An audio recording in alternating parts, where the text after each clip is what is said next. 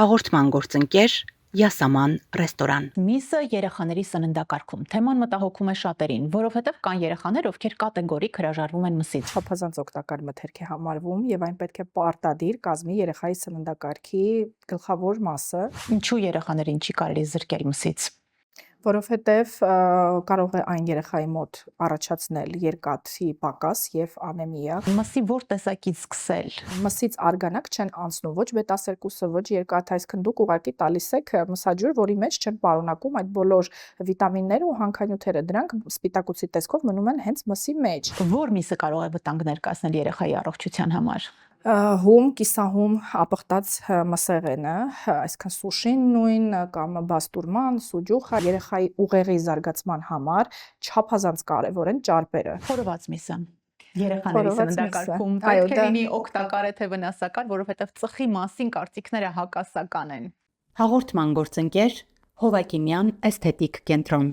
Դուք դիտում եք Միֆեր առողջության մասին հաղորդումը բարև ձեզ։ Միսը երեխաների սննդակարգում։ Թեման մտահոգում է շատերին, որովհետև կան երեխաներ, ովքեր կատեգորիկ հրաժարվում են մսից, եւ հակառակը ծնողներ, ովքեր վեգան են եւ հրաժարվում են միսը ներմուծել երեխայի սննդակարգ։ Բուսակերությունը երեխաներին չի վերաբերվում։ Երեխան պետք է միս ուտի։ Իսկ թե ինչու մեզ կասի մանկական սննդաբան Անի Աղոյանը, ողջույն Անի։ Ողջույն Կարինե։ Շնորհակալ եմ եւս մեկ անգամ քեզ մեզ մոտ տեսնելու հնարավորության համար։ Ես եմ շատ շնորհակալ հրավերի համար։ Անի, ասենք միսը օգտակար մթերք է համարվում եւ ինչու այն կարեւոր երեխաների սննդակարգում։ Այո, չափազանց օգտակար մթերք է համարվում եւ այն պետք է պարտադիր կազմի երեխայի սննդակարգի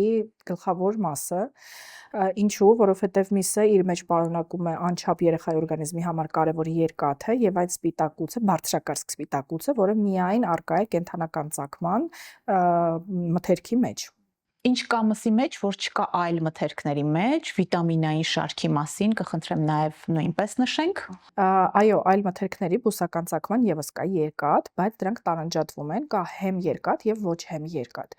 Հեմ երկաթը մարդու օրգանիզմում 2-ից 3 անգամ ավելի արագ ու ավելի լավ է յուրացվում, քան բուսական ծագման երկաթը։ Անդրադառնալով մսի մեջ վիտամիններին, միսը հարուստ է երկաթով, վիտամին B12-ով, ցինկով, վիտամին A-ով, սելենով, ֆոսֆորով եւ մի շարք ամինաթթուներով, որոնք օրգանիզմը ինքը իրենով չի արտադրում, եւ մենք դա ստանում ենք հենց մսից եւ մսի սպիտակուցից։ Ինչու երեխաներին չի կարելի զրկել մսից։ Որովհետև կարող է այն երեխայի մոտ առաջացնել երկաթի պակաս եւ անեմիա, կարող է ազդել երեխայի նյարդային եւ իմունային համակարգի զարգացման վրա, առհասարակ մեր, այսինքն երեխայի մարդու օրգանները կառուցվում են հենց սպիտակուցի հիման վրա եւ դրանից երբ որ մենք զրկում ենք, ստացվում է, որ մենք զրկում ենք երեխային իր բնականոն զարգացման փուլերից, որը որ շատ կարեւոր է հենց մինչեւ 2 տարեկան, որտեղ մինչեւ 2 տարեկան մարդու օրգանիզմը ամենաարագն է, զարգանում, օրգանները աճում են, զարգանում են, դա այդ պատուհանն է, որ պետք է օգտագործել, որ երեխայի սննդակարգը հարուստ լինի մսով, այսինքն երկաթ պարունակող կենդանական ծագման մթերքներով։ Այսինքն, եթե երեխայի սննդակարգից բացառենք միսը, միանշանակ առողջական խնդիրներ են լինելու։ Միանշանակ, որովհետև եթե հələ երկաթի պարագայում կարող ենք ինչ-որ ձև ոչ կենդանական ծագման, մթերքներից ստանալ, ապա օրինակ B12 վիտամինը, վիտամին D-ն նաև այո, առկա է միայն մսի սպիտակուցի մեջ, այսինքն B12-ի պակասը անմիջապես կերևա ու ոչ մի այլ մթերքով հնարավոր չի լինի նորմալ լրացնել։ Նույնը վերաբերվում է նաև ցինկին։ Ցինկը պատասխանատու է երեխայի համի եւ սննդային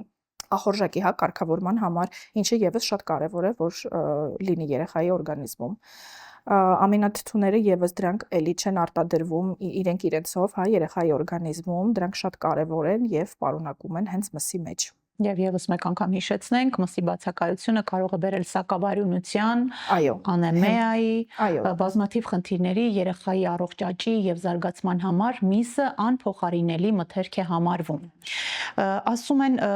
երեխան հրաժարվում է փոքր տարիքում ուտել, ոչինչ կմեծանա, հետո կուտի։ Սրան ինչ կասեք։ Դա ամենահաճախ հանդիպող միֆերից մեկն է ու դա միայն մսիջ չի վերաբերվում ցանկացած, ասում են դե կմեծանա կսկսի ուտել, դա մոլորություն է, երեխան ինչքան մեծանում է, այդքան չուտելու խնդիրները երեխայի մոտ ավելի խորանում են, հիմքը, ճիշտ գիտելիքը ծնողը պետք է ստանա հենց ամենասկզբից ու դրանք կիրառելով պետք է երեխային այնպես անի, որ երեխան սկսի սիրել ուտելու process-ը, ոչ թե ստիպելով, այլ սիրի ուտելու process-ը, ինչի արդյունքում եւ այո, երբ որ երեխան սիրում է ուտելու process-ը եւ մայրիկը իրեն առաջարկում է բալանսավորված եւ բազմազան սննդակարգ, երեխան առհասարակ չի ունենում դեֆիցիտներ ու առողջական խնդիրներ։ Այո, որովհետև ճաշակը եւ սննդային վարքագիծը ձևավորվում է մանկուց։ Իսկ մսի որ տեսակից սկսել։ Այո, ավելի լավ է սկսել մի փոքր ավելի դյուրամարս մսերից, դա ավելի շատ հնդկահավն է եւ ճագարի միսը, ամենասկզբից, 6 ամսեկանից կարող եք երեխային առաջարկել այս երկու տեսակի միսը, մի քանի շաբաթ հետո արդեն կարող եք ներմուծել տավարի միսը եւ հավը։ Խոզի միսը մինչեւ 1 տարեկան խորհուրդ չի տրվում, որտեւ ինքը մի փոքր ավելի դժվարամարս է։ Բայց խոզի միսը երեխաների սննդակարգում տեղ ունի։ Այո, ունի, բայց 1 տարեկանից հետո, բայց դա իմ կարծիքով չպետք է լինի մայրիկների առաջին ընտրությունը, այսինքն մինչև խոզի միսը կային այն բոլոր իմ թվարկված մսի տեսակները, որոնք ավելի դյուրամարս են ու ավելի պետքական են երեխայի օրգանիզմի համար։ Տավարի միսը հրաշալի սպիտակուցի աղբյուր է, ամենալավ երկաթն է պարունակում, այսպես ասենք, իսկ ինչ վերաբերում է արգանակին, շատ մայրիկներ հրաժարվում են տալ, ասում են դժվարամարս է, կարելի է, չի կարելի։ Ոչ թե կարելի է կամ չի կարելի է հարցն է, այլ իմաստ չկա, որովհետև մսից արգանակ չեն անցնում, ոչ B12-ը, ոչ երկաթը, այսինքն դուք ուղղակի տալիս եք մսաջուր, որի մեջ չեն պարունակում այդ բոլոր վիտամինները ու հանքանյութերը, դրանք սպիտակուցի տեսքով մնում են հենց մսի մեջ։ Վտանգները կարող է այնքանով լինել, որ մի քիչ եթե ավելի երկար եփեք, հնարավոր է, որ այդ հագեցած ճարպերը անցնեն արգանակի մեջ, որը որ եւս էլի խորհուրդ չի տրվում երեխաներին ու առհասարակ ես խորհուրդ չեմ տալիս արգանակը օգտագործել այդ վաղ փուլում երեխայի սննդակարգում։ Շատ լավ։ Որ միսը կարող է վտանգ ներկայացնել երեխայի առողջության համար։ Հում, կիսահում, ապխտած մսեղենը, այսինքն սուշին նույն կամ բաստուրման, սուջուխ, այսինքն այն բոլոր մթերքները, որոնք հումսից են պատրաստվում, ինչպես նաև երշիկեղենը եւ նրբերշիկը, սրանք եւս բազմաթիվ արհեստական հավելումներով մթերքներ են, որոնք մենք կարծում ենք, որ միս է, բայց իրականում դա այսինքն միս չէ կամ շատ փոքր ինչ որ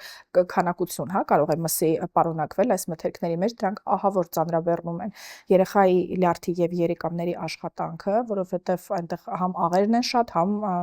ավելորդ համի խթանիչները։ Անդրադառնանք նաև երեխաների կողմից այդքան շատ սիրված խոզապուխտին, որը այո որոշ չափով միս ավելի շատ է պարունակում, բայց այն ինչպես նշեցի պարունակում է մեծ քանակությամբ աղեր, արհեստական հավելումներ, համի խթանիչներ, որոնք ոչ միայն ծանրաբեռնում են երեխայի մարսողական համակարգը, այլ նաև խանգարում են համային ընկալումներին։ Նշեցիք սուշիի մասին, երեխաներին սուշի չի կարելի։ Ոչ։ Որ տարիքից է կարելի Ոչ, ներմուծել։ որովհետև երեխաներին սուշի չի կարելի, որովհետև հում ձկի մեջ արկա է սալմոնելայի եւ լիստերիոզի բակտերիալ այդ վտանգը, մակաբույծները կարող են անցնել երեխայի օրգանիզմ եւ վնասել երեխայի առողջությանը։ Առհասարակ կարող եք երկար ժամանակ, մայրիկները կարող են երկար ժամանակ չառաջարկել, հա, ոչ մի բան տեղի չունենա, եթե երեխան սուշի չուտի, բայց այդպես շեմը, հա, տարիքային երևի 7 տարեկանից հետո նոր կարելի է առաջարկել։ Պատրաստման եղանակը մսի նույնպես կարևոր է։ Շատ։ Ասենք թե որ տեսակին պետք է նախապատվությունը տալ, ինչպես պատրաստեն մայրիկները։ Հավելյալը սկսելու ամենավաղ փուլում միսը պետք է տալ խաշած կամ շոգեխաշած տարբերակով, հետագայում միսը արդեն կարող եք պատրաստել ջեռոցում կամ հիմա նաև շատ այսպես տարածված է ճարպաջեռոցը, ճարպաջեռոցում եւս կարող են պատրաստել մայրիկները միսը, ուղղակի պետք է ընտրեն ավելի օգտակար, հա, յուղի տեսակ օգտագործել կամ ընդհանրապես առանց յուղ փորձել ջեռոցում եփել միսը։ Այդ խորը տապակված մսամթերքը ընդհանրապես խորհուրդ չի տրվում, դա կլինի նագեցների տեսքով, որ էլի երեխաները շատ են սիրում, այո, կամ հենց տանը ինչ որ տապակած այդպես խորը, այսպես վառված սևացած բլանգետները եւս խորհուրդ չի տրվում, որպեսզի լինի երեխայի սննդակարգում։ Միսը կորցնում է իր օգտակարությունը, երբ տապակում ենք։ Անցնում է 180-ից 200 աստիճանը, երբ անցնում է, արդեն մսի մեջ արկա B12 վիտամինը, սպիտակուցները, դրանք բոլորը արդեն որոշ չափով նվազում են։ Շատ լավ։ Խորոված միսը։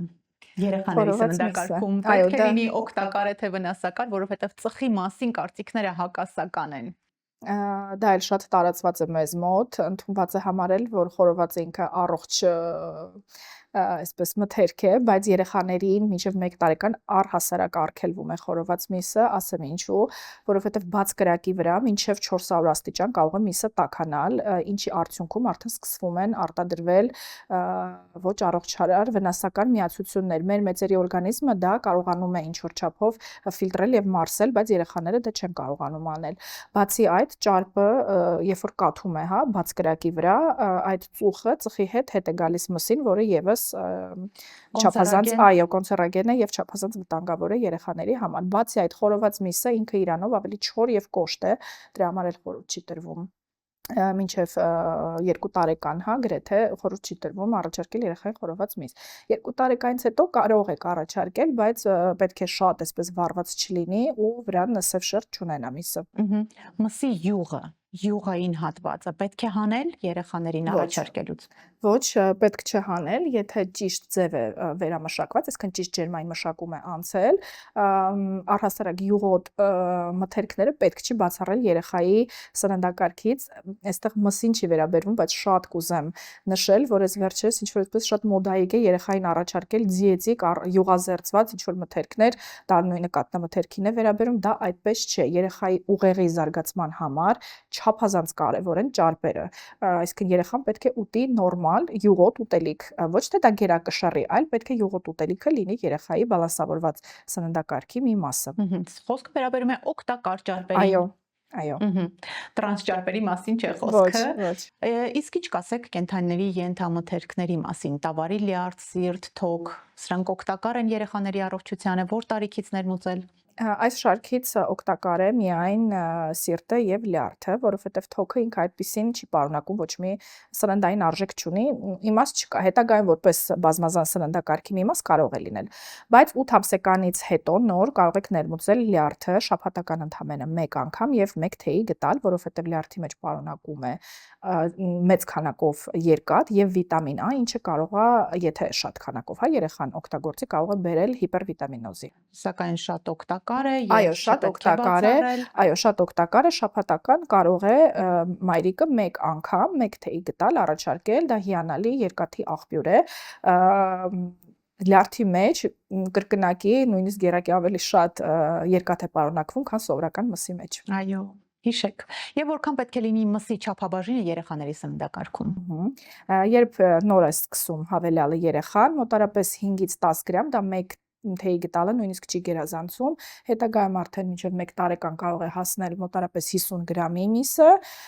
մինչև 7 տարեկան արդեն կարող է լինել 70-ից 90 գրամ, իսկ արդեն 7+ տարիքում նորմալ չափաբաժնով 120 գրամ եւ ավել արդեն կախված երեխայի ախորժակից։ Անի որպես ամփոփում, ասենք, ինչ կլինի, եթե երեխան միս չուտի եւ ինչու է շատ կարեւոր միսը ներմուծել երեխայի սննդակարգ։ Միսը, ինչպես նշեցինք, պարունակում է հեմ երկաթ, որը ոչ մի այլ մթերքում հնարավոր չէ գտնել։ Միսը, որպես այդպեսին անփոխարինելի է երեխայի սննդակարգում։ Եթե երեխան չի ստանում այդ երկաթը, երեխայի մոտ կարող է սկսվել անեմիա եւ երկաթի պակաս, ինչը իր հերթին կարող է բերել սակավարենության, ինչպես նշեցիք, ցածր հեմոգլոբինի, ինչը արդեն իր հերթին ազդում է երեխայի զարգացման, աճի եւ քաշի հավաքման խնդիրների վրա։ Նաեւ ուզում եմ նշել, որ երեխաները հաճախ հրաժարվում են մսից, որովհետև իրանք ուղղակի ալարում են ծամեն միսը, որովհետև միսը բավականին դժվար է ծամել, իսկ քանի որ երեխան դեռ նոր է սկսում, հա, այդ ծամելու process-ը, իր համար մի փոքր դա ավելի դժվար է։ Դրա համար ես մայրիկներին սկզբնական շրջանում խորհուրդ եմ տալիս, կամ շատ մանր կտրատված լինի միսը, կամ կոլոլակի կոտլետի տեսքով լինի, որպեսզի երեխան հեշտությամբ այն ծամի։ Շնորհակալություն Անի կարևոր ինֆորմացիայի համար։ Հիշեցնեմ, մենք զրուցում ենք մանկական սննդաբան Անի Աղոյանի հետ։ Հիշեք, միսը կարևոր է երեխայի սննդակարգում, դրա բացակայությունը կհանգեցնի առողջական խնդիրների։ Ի վերջո, միսը լավագույն օբյեկտն է, որը սովորեցնում է երեխաներին ծամել, ամրացնելով մկանները, նյարդային համակարգն ու հորմոնները, նպաստելով նրանց առողջ աճին եւ զարգացմանը։ Տիրապետեք ինֆորմացիայի ուժին, եղեք առողջ, հետևեք մեր թողարկումներին։ Շնորհակալություն Յասաման ռեստորանին, ընկերական համեղ հանդիպումների, ջերմ հիշողությունների հավաքատեղի։ Համեցեք Յասաման։ Մինչ հանդիպում։